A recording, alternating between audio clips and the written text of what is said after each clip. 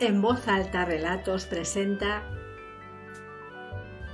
En igualdad de condiciones, de Andrea Camilleri. Un caso del comisario Montalbano, perteneciente al libro de relatos breves Un mes con Montalbano. Cuando Montalbano llegó, recién nombrado, a la comisaría de Vigata, su colega saliente le hizo saber, entre otras cosas, que el territorio de Vigata y sus alrededores era objeto del contencioso entre dos familias mafiosas, los Cufaro y los Sinagra. Ambas intentaban poner fin a la larga disputa recurriendo no a las instancias con papel sellado, sino a mortíferos disparos de Lupara. —¿Lupara? ¿Todavía? Se sorprendió Montalbano, porque aquel sistema le pareció arcaico en unos tiempos en que las metralletas y los Kalashnikov se adquirían en los mercadillos locales por 4 cuartos. —Es que los dos jefes de la familia local son tradicionales —le explicó su colega—. Don Sisino Cufaro ha rebasado los 80, mientras que don Balducho Sinagra ha cumplido 85. Debes comprenderlos. Están apegados a los recuerdos de juventud y la escopeta de caza se encuentra entre los más queridos. Don Lilino Cufaro, hijo de don Sisino, que pasa de los 60, y don Masino Sinagra, el hijo cincuentón de don Balducho, están impacientes, querrían suceder a sus progenitores y modernizarse, pero están atados a los padres que todavía son capaces de correrlos a bofetadas en medio de la plaza. —¿Bromeas? —En absoluto. Los dos viejos, don Sisino y don Balducho, son personas juiciosas, siempre quieren ir empatados. Si uno de la familia Sinagra mata a uno de la familia Cufaro, puedes poner la mano en el fuego que al cabo de una semana uno de los Cufaro dispara a uno de los Sinagra, de uno en uno solamente. —¿Y ahora a cuánto están? —preguntó Montalbano, como si de un deporte se tratara. 6-6, respondió su colega con seriedad. Ahora le toca tirar a puerta a los Sinagra. Cuando el comisario llevaba 2 años en Vigata, el partido se había detenido por el momento en 8-8. Dado que el balón correspondía de nuevo a los Sinagra, el 15 de diciembre, tras una llamada telefónica de uno que no quiso identificarse, se encontró en Zagarella el cadáver de Titilo Bonpensiero. El hombre, a pesar de su apellido, tuvo la mala idea de dar un paseo matutino y solitario por aquel desolado claro, cubierto de retama, piedras y accidentado por desniveles. El lugar ideal para que te maten. Titilo Bonpensiero, muy relacionado con los Cufaro, tenía 30 años, se dedicaba oficialmente a la venta de casas y hacía 2 años que se había casado con Mariuccia Di Stefano. Naturalmente, los Di Stefano eran uña y carne con los Cufaro, porque en Vigata la historia de Romeo y Julieta pasaba por lo que era una pura y simple leyenda. La boda de una Cufaro con un Sinagra, y viceversa, era un acontecimiento inimaginable, como de ciencia ficción. Durante el primer año de servicio en Vigata, salvo Montalbano, que no había querido abrazar la escuela de pensamiento de su predecesor, deja que se maten entre ellos, no te entrometas. Todo eso salimos ganando nosotros y las personas honestas. Se metió de hocicoz en la investigación de aquellos homicidios y salió con los cuernos quemados. Nadie veía nada, nadie oía nada, nadie sospechaba, nadie imaginaba, nadie conocía a nadie. Por eso Ulises, en tierras de Sicilia, le dijo al cíclope que se llamaba Nadie. Desbarró un día el comisario ante aquella espesa niebla.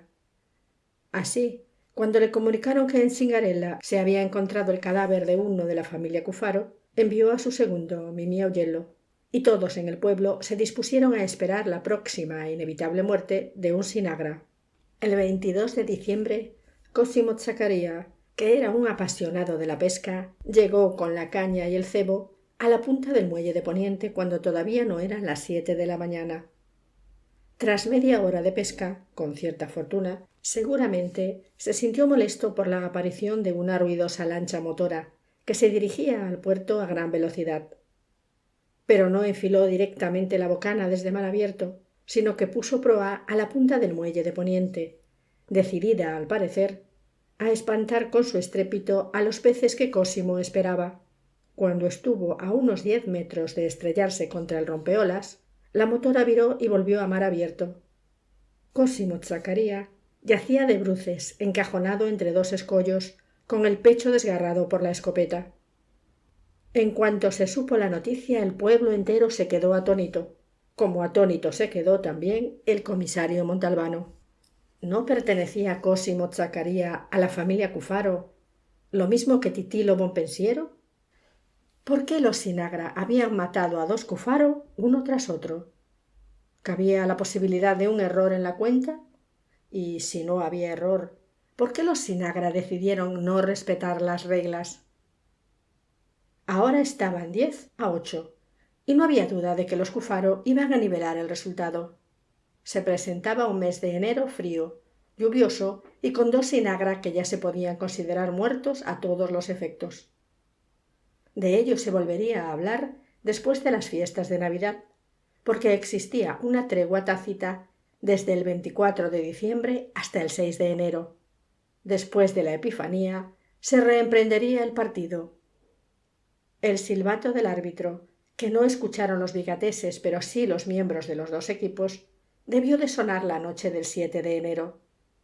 Michele Zumo, propietario de una modélica granja de pollos en la zona de Chiabolota, fue localizado al día siguiente, ya cadáver, en medio de más de 1 millar de huevos rotos por los perdigones de la escopeta o por la caída del cuerpo de Zumo, que se había derrumbado en medio.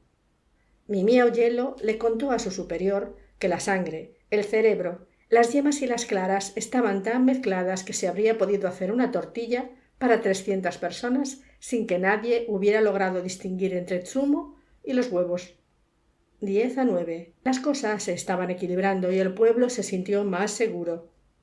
Michele Zumo era de los Sinagra, muerto a escopetazos, como era tradicional. Ahora le tocaba el turno a uno del equipo Sinagra y luego volvería la par condicio.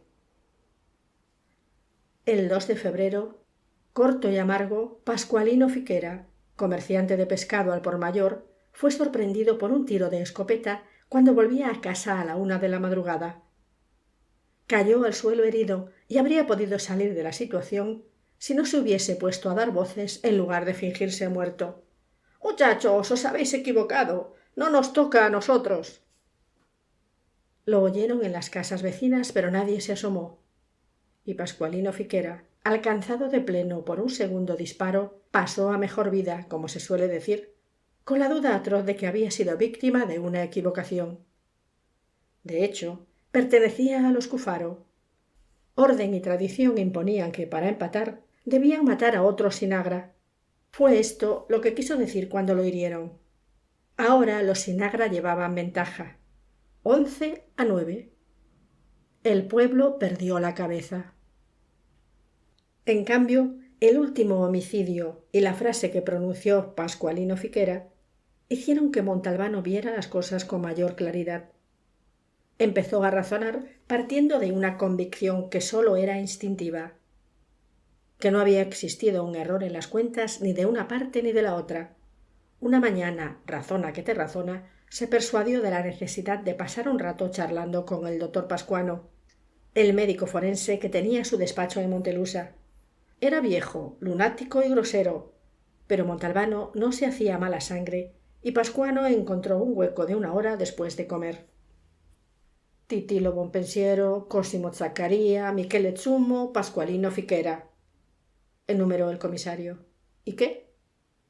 ¿Sabe que 3 de ellos pertenecen a la misma familia y solo uno a la adversaria? No, no lo sabía. Y además no me importa en absoluto. Convicciones políticas, confesiones religiosas, afiliaciones, todavía no son objeto de investigación en una autopsia. ¿Por qué ha dicho todavía no? Porque estoy seguro de que dentro de pocos años habrá aparatos tan sofisticados que a través de la autopsia se podrá establecer hasta la ideología política. Pero vayamos al grano. ¿Qué quiere? En estos 4 muertos no ha encontrado alguna anomalía. No sé. Pero, ¿qué se ha creído? ¿Que solo me ocupo de sus muertos? Tengo a mis espaldas toda la provincia de Montelusa. ¿Sabe que los fabricantes de ataúdes de estas tierras se han construido villas en las Maldivas? Abrió un gran fichero metálico, extrajo 4 carpetas, las leyó atentamente, devolvió 3 a su lugar y la cuarta se la entregó a Montalbano. Entérese de que la copia exacta de esta ficha la envié, a su debido tiempo, a su despacho de Bigata, lo que significaba: ¿por qué no lees las cosas que te mando, en lugar de venir a tocarme los cojones a Montelusa? Gracias y disculpe las molestias, dijo el comisario tras echar una rápida ojeada al informe. Mientras conducía de vuelta a Bigata, la rabia por el papelón que había hecho delante del forense le salía a Montalbano por las narices, humeantes como las de un toro enfurecido. «Mimí Augello, a mi despacho», gritó apenas entró en la oficina. «¿Qué quieres?», preguntó Augello 5 minutos después, poniéndose a la defensiva a la vista del semblante del comisario. «Simple curiosidad, Mimí. Con los informes que manda el doctor Pascuano, ¿envuelves los salmonetes o te limpias el culo?» «¿Por qué? ¿Al menos los lees?» «Claro». «Explícame entonces por qué no me has dicho nada de lo que el doctor escribió a propósito del cadáver de Titilo Bonpensiero». «¿Y qué escribió?», preguntó Augello con expresión seráfica. «Mira, hagamos una cosa. Ahora te vas a tu despacho, coges el informe, lo lees y luego vuelves aquí. Mientras tanto intentaré calmarme, o de otro modo acabaremos a bofetadas». Cuando volvió al despacho de su superior, Augello tenía el semblante sombrío, mientras que el del comisario estaba bastante más sereno. «¿Y?», preguntó Montalbano. «Soy un estúpido», admitió Mimí. «Sobre eso hay unanimidad». Mimí Augello no reaccionó. «Pascuano», siguió diciendo Montalbano, «plantea claramente la sospecha de que, dada la poca sangre que se encontró en el lugar, Bonpensiero fue asesinado en otra parte y luego llevado al claro de Cingarella, donde le dispararon cuando ya era cadáver desde hacía algunas horas. Un tiro de lupara casi a quemarropa entre el cuello y el mentón. En resumen, un teatrillo, una puesta en escena. ¿Por qué? Según Pascuano, porque a Bonpensiero lo estrangularon mientras dormía. El escopetazo no logró borrar las huellas del estrangulamiento, como esperaban. Y ahora, Mimí, ¿qué idea te has formado tras haberte dignado a echar un vistazo al informe? Que si las cosas están así, este homicidio no entra en la praxis. Montalbano le lanzó una mirada de admiración y fingió que se quedaba estupefacto. A veces, Mimí, tu inteligencia me asusta. ¿Ya está? ¿No entra en la praxis y basta? Quizá, aventuró Augello, pero se detuvo. Se quedó con la boca abierta, porque el pensamiento le sorprendió a él antes que a nadie. Vamos, habla, que no te voy a comer. Quizá los Sinagra no tengan nada que ver con la muerte de Bonpensiero. Montalbano se levantó, se le acercó, le cogió las mejillas con las manos y le dio un beso en la frente.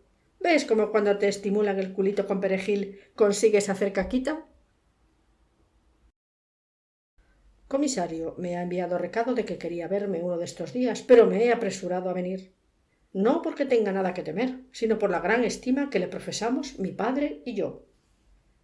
Don Lilino Cufaro, regordete, calvo, un ojo entreabierto, vestido de cualquier manera, a pesar de su aspecto humilde, poseía una especie de secreto atractivo.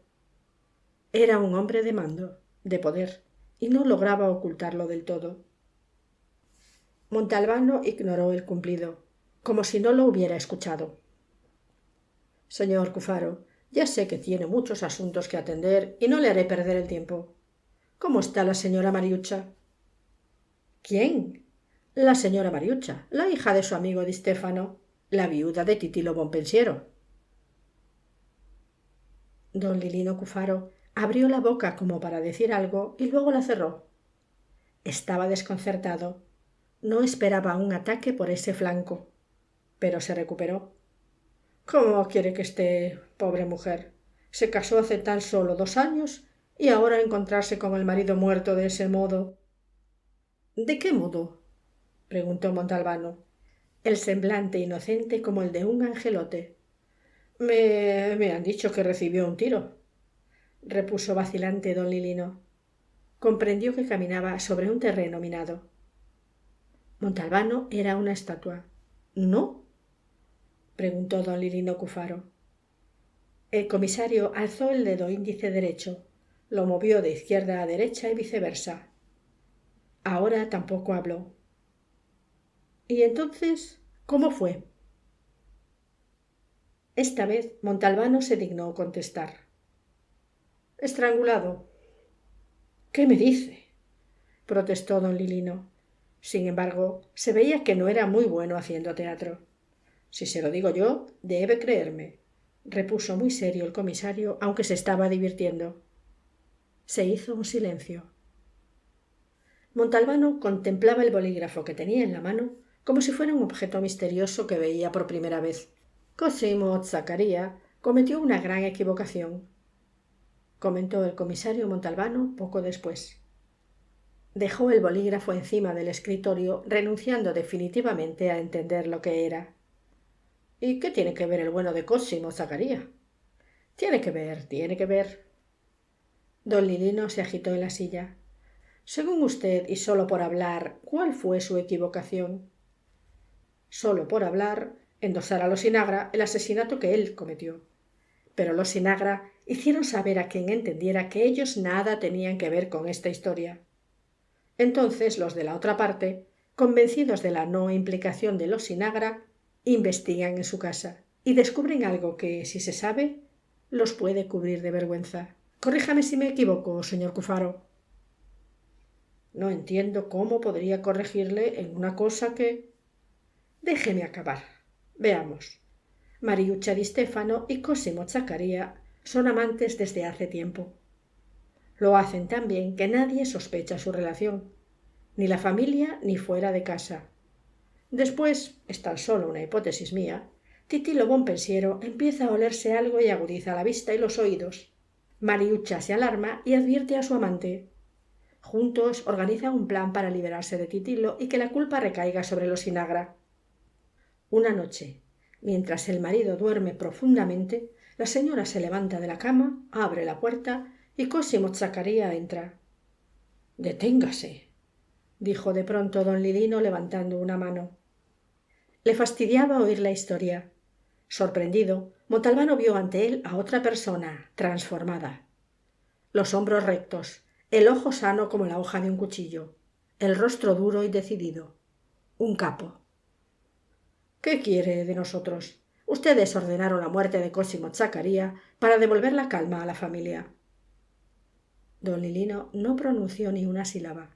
Bien, quiero que el asesino de Cosimo Zaccaria venga a entregarse, y también quiero a Mariuccia di Stefano como cómplice de la muerte de su marido. Tendrá pruebas de todo lo que me ha dicho. Era el último muro de defensa que el comisario derribó enseguida. En parte sí y en parte no. ¿Puedo saber entonces por qué me ha molestado? Solo para decirle que tengo la intención de hacer algo peor que exhibir unas pruebas. Y, a partir de mañana mismo, empiezo la investigación de los homicidios de Bonpensiero y Zaccaria a toque de tambor. Hago que la sigan paso a paso las televisiones locales y los periódicos. Y doy una conferencia de prensa, un día sí y el otro no. Os putearé. Los Sinagra se mearán de risa cuando os vean por la calle. Os putearé de tal manera que no sabréis dónde esconderos para ocultar la vergüenza. Solo tendré que decir cómo han ido las cosas y perderéis el respeto de todos, porque diré que en vuestra familia no existe la obediencia, que reina la anarquía, que quien tiene ganas de joder se tira a quien se le antoja, mujeres casadas o solteras, que se puede matar libremente cuando, cómo y a quien se quiera. «Deténgase», dijo nuevamente don Lilino. Se levantó, se inclinó ligeramente ante el comisario y salió. 3 días más tarde, Vittorio Lopresti, de la familia Cufaro, se entregó y declaró haber matado a Cosimo Zaccaria, porque no se portó bien como socio suyo en unos negocios.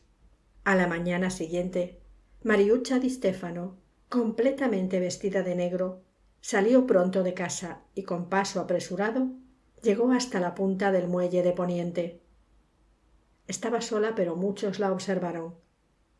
Cuando llegó debajo del faro, tal como dijo Pipo Sutera, testigo ocular, la mujer hizo la señal de la cruz y se tiró al mar. Pipo Sutera se lanzó tras ella para salvarla, pero aquel día el mar estaba picado. La convencieron para que se suicidara porque no tenía otra salida, pensó Montalbano. En el pueblo todos creyeron que Mariuccia di Stefano se había matado porque no soportaba la pérdida de su adorado marido.